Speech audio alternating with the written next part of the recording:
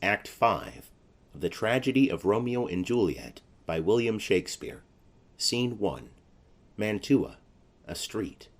Enter Romeo. Romeo. If I may trust the flattering truth of sleep, my dreams presage some joyful news at hand. My bosom's lord sits lightly in his throne, and all this day an unaccustomed spirit lifts me above the ground with cheerful thoughts. I dreamt my lady came and found me dead, strange dream that gives a dead man leave to think, and breathed such life with kisses in my lips, that I revived and was an emperor.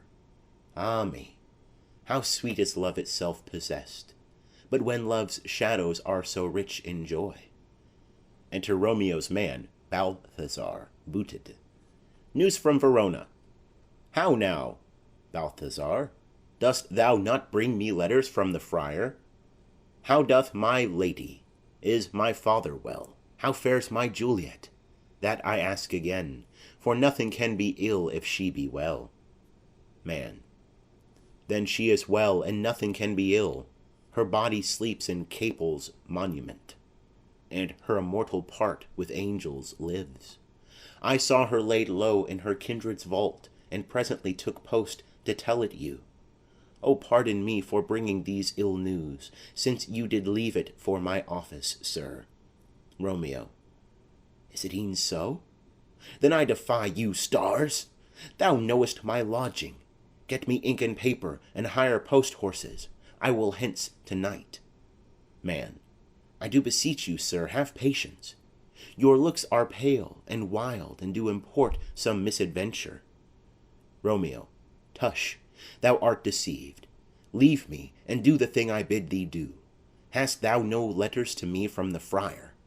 Man. No, my good lord. Romeo. No matter. Get thee gone, and hire those horses. I'll be with thee straight. Exit Balthazar. Well, Juliet, I will lie with thee to-night. Let's see for means. O mischief, thou art swift to enter in the thoughts of desperate men.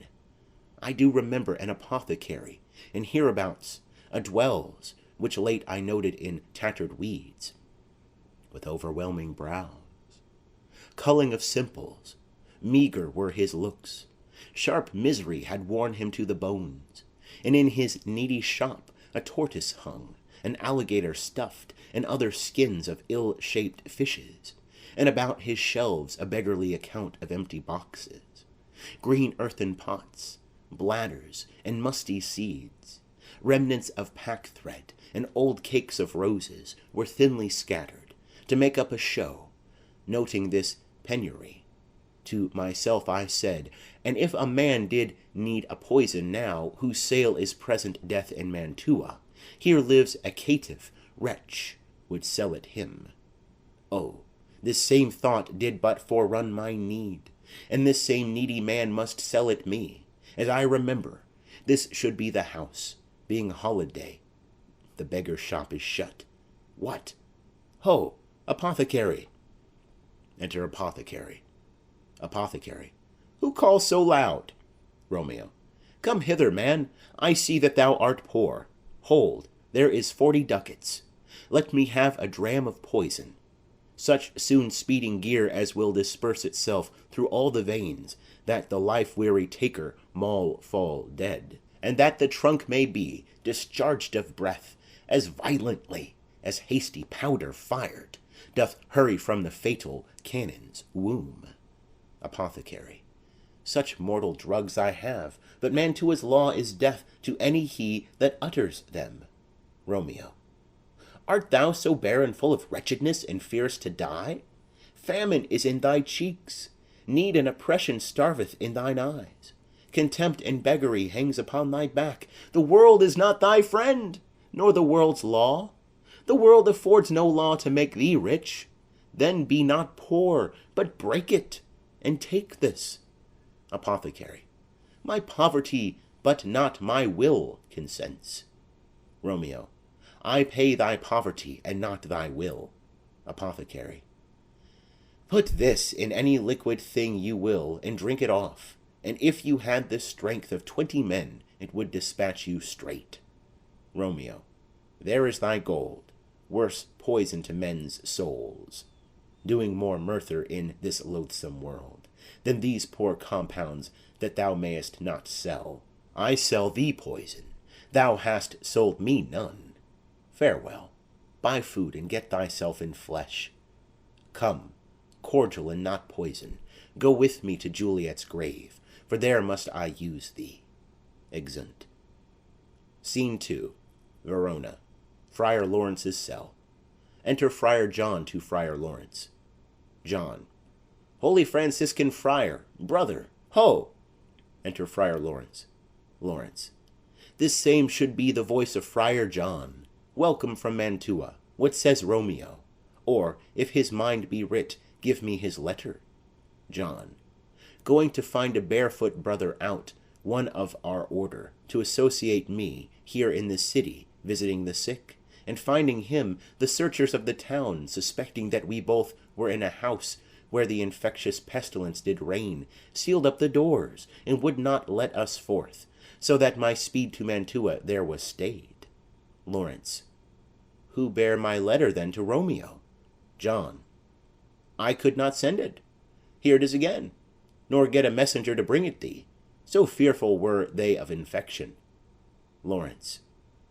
Unhappy fortune! By my brotherhood, the letter was not nice, but full of charge, of dear import, and the neglecting it may do much danger. Friar John, go hence, get me an iron crow, and bring it straight unto my cell. John. Brother, I'll go and bring it thee. Exit. Lawrence. Now must I to the monument alone. Within this 3 hours will fair Juliet wake. She will beshrew me much that Romeo hath not no notice of these accidents. But I will write again to Mantua, and keep her at my cell till Romeo come. Poor living corse, closed in a dead man's tomb. Exit. Scene 3. Verona. A churchyard. In it the monument of the Capulets. Enter Paris and his page with flowers and a torch. Paris. Give me thy torch, boy. Hence, and stand aloof. Yet put it out, for I would not be seen. Under yon yew tree lay thee all along, holding thine ear close to the hollow ground. So shall no foot upon the churchyard tread, being loose, unfirm, with digging up of graves. But thou shalt hear it. Whistle then to me, as signal that thou hear'st something approach. Give me those flowers. Do as I bid thee. Go. Page. Aside. I am almost afraid to stand alone here in the churchyard. Yet I will adventure. Retires. Paris. Sweet flower, with flowers thy bridal bed I strew. Oh, woe! Thy canopy is dust and stones, which with sweet water nightly I will do, or wanting that, with tears distilled by moans. The obsequies that I for thee will keep, nightly shall be to strew thy grave and weep. Whistle boy. The boy gives warning, something doth approach. What cursed foot wanders this way tonight, to cross my obsequies in true love's right? What, with a torch? Muffle me, night, a while. Retires. Enter Romeo and Balthazar with a torch, a mattock, and a crow of iron. Romeo. Give me that mattock and the wrenching iron. Hold, take this letter. Early in the morning see thou deliver it to my lord and father. Give me the light. Upon thy life I charge thee, whate'er thou hearest or seest, stand all aloof, and do not interrupt me in my course. Why I descend into this bed of death is partly to behold my lady's face, but chiefly to take thence from her dead finger a precious ring, a ring that I must use in dear employment. Therefore hence, be gone. But if thou, jealous, dost return to pry in what I farther shall intend to do, by heaven I will tear thee joint by joint, and strew this hungry churchyard with thy limbs. The time and my intents are savage wild, more fierce and more inexorable far than empty tigers or the roaring sea. Balthazar. I will be gone, sir, and not trouble you. Romeo. So shalt thou show me friendship. Take thou that, live and be prosperous, and farewell, good fellow. Balthazar, aside. For all this same, I'll hide me hereabout. His looks I fear, and his intents I doubt. Retires. Romeo, thou detestable maw, thou womb of death, gorged with the dearest morsel of the earth, thus I enforce thy rotten jaws to open, and in despite I'll cram thee with more food. Romeo opens the tomb. Paris. This is that banished haughty Montague that murdered my love's cousin, with which grief it is supposed the fair creature died, and here is come to do some villainous shame to the dead bodies. I will apprehend him. Stop thy unhallowed toil, vile Montague. Can vengeance be pursued further than death? Condemned villain, I do apprehend thee. Obey and go with me, for thou must die.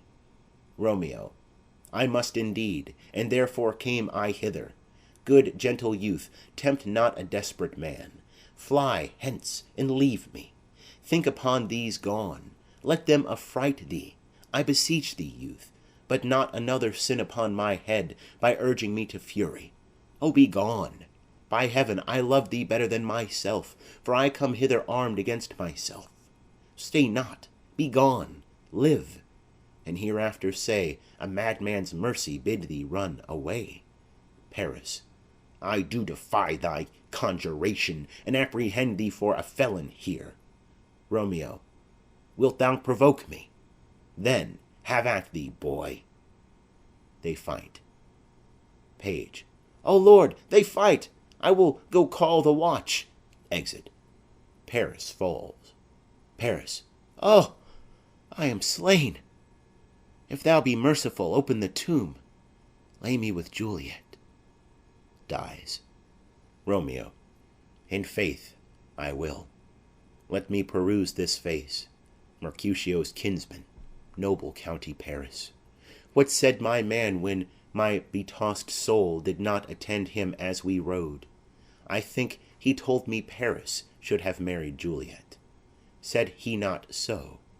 Or did I dream it so? Or am I mad, hearing him talk of Juliet, to think it was so? Oh, give me thy hand, one writ with me in sour misfortune's book. I'll bury thee in a triumphant grave. A grave? Oh no, a lanthorn, slaughtered youth, for here lies Juliet, and her beauty makes this vault a feasting presence full of light. Death, lie thou there, by a dead man interred. Lays him in the tomb. How oft, when men are at the point of death, have they been merry, which their keepers call a lightning before death? Oh, how may I call this a lightning? O my love, my wife, death, that hath sucked the honey of thy breath, hath had no power yet upon thy beauty. Thou art not conquered. Beauty's ensign yet is crimson in thy lips and in thy cheeks, and death's pale flag is not advanced there. Tybalt, liest thou there in thy bloody sheet? Oh, what more favour can I do to thee than with that hand that cut thy youth in twain to sunder his that was thine enemy? Forgive me, cousin. Ah, dear Juliet, why art thou yet so fair? Shall I believe that unsubstantial death is amorous, and that the lean abhorred monster keeps thee here in dark to be his paramour? For fear of that, I still will stay with thee, and never from this palace of dim night depart again. Here will I remain, with worms that are thy chambermaids. Oh, here will I set up my everlasting rest, and shake the yoke of inauspicious stars from this world-wearied flesh. Eyes, look your last. Arms, take your last embrace. And lips, O you the doors of breath, seal with a righteous kiss a dateless bargain to engrossing death. Come, bitter conduct, come, unsavory guide, thou desperate pilot, Now at once run on the dashing rocks thy seasick weary bark. Here's to my love. Drinks. Oh, true apothecary, thy drugs are quick. Thus with a kiss I die. Falls. Enter Friar Lawrence with lanthorn, crow, and spade. Friar. Saint Francis be my speed! How oft to-night have my old feet stumbled at graves! Who's there? Balthazar. Here's one, a friend, and one that knows you well. Friar. Bliss be upon you. Tell me, good my friend, what torch is yond that vainly lends his light to grubs and eyeless skulls? As I discern, it burneth in the Capel's monument. Balthazar. It doth so, holy sir, and there's my master, one that you love. Friar. Who is it? Balthazar. Romeo. Friar. How long hath he been there? Balthazar. Full half an hour. Friar. Go with me to the vault. Balthazar. I dare not, sir. My master knows not but I am gone hence, and fearfully did menace me with death if I did stay to look on his intents. Friar. Stay then. I'll go alone. Fear comes upon me. Oh, much I fear some ill unthrifty thing. Balthazar. As I did sleep under this yew tree here, I dreamt my master and another fought, and that my master slew him. Friar. Romeo! Alack, alack! What blood is this which stains the stony entrance of this sepulchre? What mean these masterless and gory swords to lie discolored by this place of peace? Enters the tomb. Romeo? Oh, pale! Who else? What? Paris too? And steeped in blood? Ah, what an unkind hour is guilty of this lamentable chance! The lady stirs. Juliet rises. Juliet. Oh, comfortable friar, where's my lord? I do remember well where I should be, and there I am. Where is my Romeo? Friar. I hear some noise. Lady, come from that nest of death, contagion and unnatural sleep. A greater power than we can contradict hath thwarted our intents. Come, come away. Thy husband in thy bosom there lies dead, and Paris too. Come, I'll dispose of thee among a sisterhood of holy nuns. Stay not to question, for the watch is coming. Come, go, good Juliet, I dare no longer stay. Juliet. Go, get thee hence, for I will not away. Exit Friar. What's here? A cup? Closed in my true love's hand? Poison, I see, hath been his timeless end. O churl, drunk all, and left no friendly drop to help me after? I will kiss thy lips. Haply some poison yet doth hang on them, to make me die with a restorative. Kisses him. Thy lips are warm. Chief watch, within. Lead, boy, which way? Yea, noise? Then I'll be brief. O happy dagger! Snatches Romeo's dagger. This is thy sheath. There rest, and let me die. She stabs herself and falls on Romeo's body. Enter Paris's boy and watch. Boy. This is the place, there, where the torch doth burn. Chief watch. The ground is bloody. Search about the churchyard. Go, some of you. Where you find, attach. Exeunt some of the watch. Pitiful sight! Here lies the county slain. And Juliet bleeding, warm and newly dead? Who here hath lain this 2 days buried? Go, tell the prince, run to the Capulets, raise up the Montagues, some others search. Exeunt others of the watch. We see the ground whereon these woes do lie, but the true ground of all these piteous woes we cannot without circumstance descry. Enter some of the watch with Romeo's man Balthazar. Second watch. Here's Romeo's man. We found him in the churchyard. Chief watch. Hold him in safety till the prince come hither. Enter Friar Lawrence and another watchman. Third watch. Here is a friar that trembles, sighs, and weeps. We took this mattock and this spade from him, and he was coming from this churchyard side. Chief watch. A great suspicion. Stay the friar too. Enter the prince and attendants. Prince.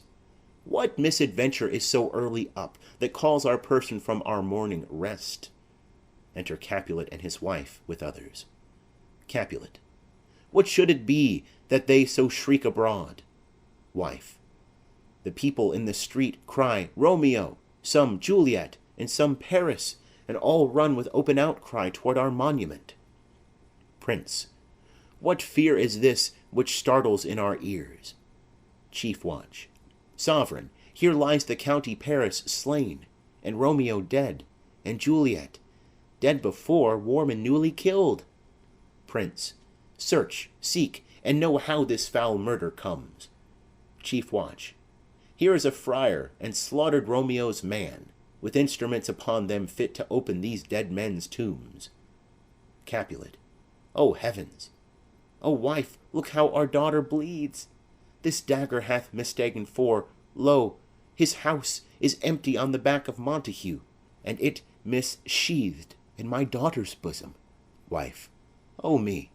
This sight of death is as a bell that warns my old age to a sepulchre. Enter Montague and others. Prince. Come, Montague, for thou art early up to see thy son and heir more early down. Montague. Alas, my liege, my wife is dead tonight. Grief of my son's exile hath stopped her breath. What further woe conspires against mine age? Prince. Look, and thou shalt see. Montague. O thou untaught! What manners is in this, to press before thy father to a grave? Prince. Seal up the mouth of outrage for a while, till we can clear these ambiguities, and know their spring, their head, their true descent. And then will I be general of your woes, and lead you even to death. Meantime forbear, and let mischance be slave to patience. Bring forth the parties of suspicion. Friar. I am the greatest, able to do least, yet most suspected, as the time and place doth make against me of this direful murder. And here I stand, both to impeach and purge myself condemned, and myself excused. Prince. Then say at once what thou dost know in this. Friar. I will be brief, for my short date of breath is not so long as is a tedious tale. Romeo, there dead, was husband to that Juliet, and she, there dead, that Romeo's faithful wife. I married them, and their stolen marriage day was Tybalt's doomsday, whose untimely death banished the new-made bridegroom from this city, for whom, and not for Tybalt, Juliet pined. You, to remove that siege of grief from her, betrothed, and would have married her perforce to county Paris. Then comes she to me, and with wild looks bid me devise some mean to rid her from this second marriage. Or in my cell there would she kill herself. Then gave I her, so tutored by my art, a sleeping potion, which so took effect as I intended, for it wrought on her the form of death. Meantime I writ to Romeo that he should hither come as this dire night to help to take her from her borrowed grave, being the time the potion's force should cease.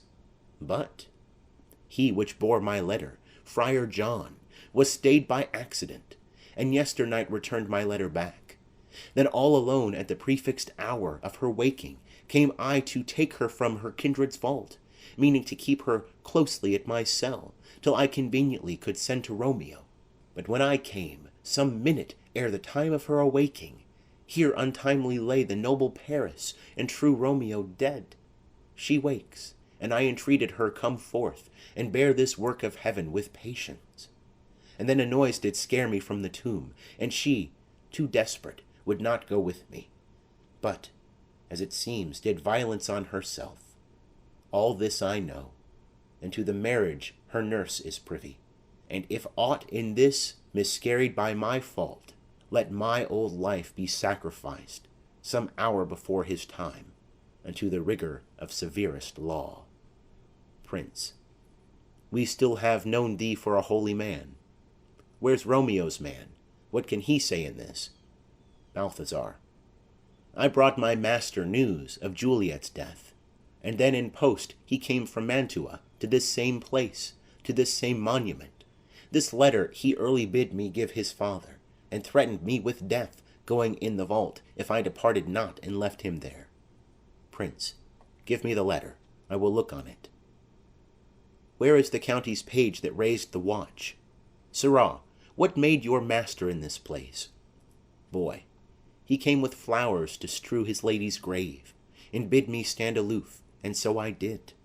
Anon comes one with light to ope the tomb, and by my master drew on him. And then I ran away to call the watch. Prince.